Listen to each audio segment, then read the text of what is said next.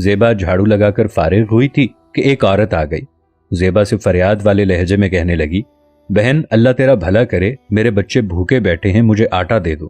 زیبا کو اس عورت کے درد مندانہ لہجے نے بہت متاثر کیا۔ اسے لگ رہا تھا کہ وہ عورت سچ کہہ رہی ہے۔ مہینے کی آخری تاریخیں تھیں۔ اس کا شوہر ایک گھر میں تنخواہ پر کام کرتا تھا۔ اس کے گھر میں بھی ایک ہی وقت کے کھانے کا آٹا پڑا تھا۔ دل و دماغ جنگ کی کشمکش میں تھے۔ ابھی یہ جنگ جاری تھی۔ زیبا اپنے نفس کو کچل کر آٹا لے آئی، اس عورت کو دیا۔ اس عورت نے زیبا کو دعا دی، اللہ تمہیں برکت دے۔ دوپہر کے کھانے کا وقت ہو چکا تھا۔ بچے بھی کھانے کے انتظار میں تھے۔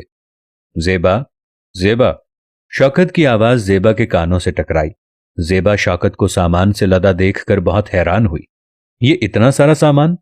زیبا، یہ سارا سامان مجھے صاحب جی نے دیا ہے۔ وہ جو آموں کے باغ میں مزدور تھے، ان کے لیے صاحب نے بہت سارا سامان کھانے کا منگوایا تھا، جس کی نگرانی میرے ذمے تھی۔ ان کا کام ختم ہو گیا، یہ سامان بچ گیا۔ اس میں 45 کلو آٹا، 12 کلو چاول، 2-3 ٹن گھی کے، 2 کلو چینی، 2 کلو چائے کی پتی اور بہت سارے چھوٹے موٹے مسالے، ماچس وغیرہ بچ گئے ہیں۔ میں یہ رکشے میں ڈال کر دکاندار کو واپس کرنے جا رہا تھا کہ صاحب جی نے دیکھ لیا۔ پوچھنے لگے، شوکت کہاں جا رہے ہو؟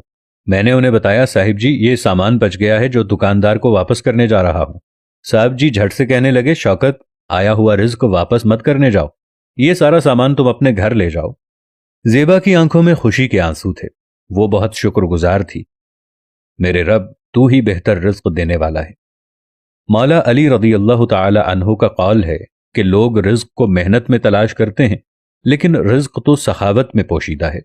زیبا نے جیسے ہی صبح اپنے حصے کا آخری پڑا ہوا آٹا جو اس کی دوپہر کے کھانے میں کام آنا تھا وہ ایک غریب عورت کو دیا تو اس کی فریاد کو کیسے اللہ رد کر سکتا تھا؟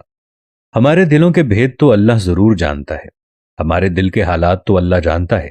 کوئی دنیا میں موجود شخص نہ جانے کہ تمہارے ساتھ کیا بیت رہی ہے، لیکن جیسے ہی تم ایک چھوٹی سی نیکی کرنے کا سوچتے ہو، اللہ اس نیکی کا اجر تم تک پہنچا دیتا ہے۔ ادھر زیبا نے اپنا آخری آٹا اس بڑھیا عورت کو دے دیا اور ادھر سے صاحب جی نے شوکت سے کہا کہ آیا ہوا رزق واپس نہیں کرتے، یہ تمام کا تمام رزق تم اپنے گھر لے جاؤ۔ واہ میرے پیارے اللہ، کیا شان ہے تیری، کیسا رازق ہے تو۔ ہمیں آج تک اس چیز کی سمجھ نہیں آتی اور ہم ہمیشہ رزق کے لیے پریشان ہوتے ہیں۔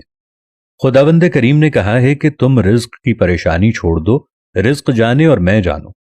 میرے پاک پروردگار، پاکستان میں جتنے بھی ایسے لوگ رہتے ہیں جن کے پاس صبح کا ہو اور شام کا نہ ہو، میرے اللہ ان سب کی جھولیاں بھر دے، اور میرے پاک پروردگار جن کو تو نے بہت دے رکھا ہے ان کے دل میں زیبا کی طرح غریبوں کے لیے رحم ڈال دے۔ آمین یا رب العالمین۔